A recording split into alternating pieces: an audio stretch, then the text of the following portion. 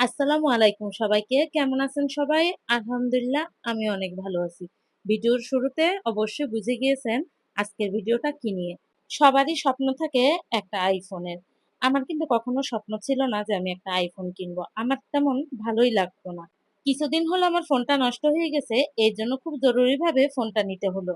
এই ফোনটা নিয়ে অনেক কাহিনী, অনেক ইতিহাস আছে। হয়তো একদিন আপনাদের সাথে সবকিছু শেয়ার করব। এখন আগে আমার ফোনটা দেখে নেন। এই যে আমার ফোনটা কেমন হয়েছে অবশ্যই কিন্তু সবাই কমেন্ট করবেন।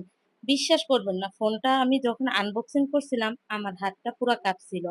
মানে কেন জানি অনেক ভয় ভয় করছিল মনের ভিতরে। আমার ফোনটা নষ্ট না হয়ে গেলে হয়তো এখন আমি ফোন নিতামই না।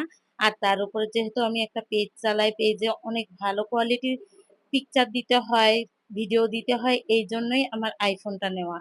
ইচ্ছে ছিল ফেসবুকে টাকা দিয়ে ফোনটা কিনবো নিজে পরিশ্রম করে, হাজবেন্ডের টাকা দিয়ে না। কিন্তু আর তা হলো না, হাজবেন্ডের টাকা দিয়েই কিনা লাগলো। তবে দোয়া করবেন ইনশাআল্লাহ আমি যেন আমার ইনকামের টাকা দিয়ে আমার হাজবেন্ডকে এর চেয়ে ভালো আরেকটা ফোন কিনে দিতে পারি। আমার এই ফোনটা পেয়ে আমার ছেলে মেয়ে কিন্তু আমার চেয়েও অনেক বেশি খুশি। ওদের খুশিতেই আমার খুশি।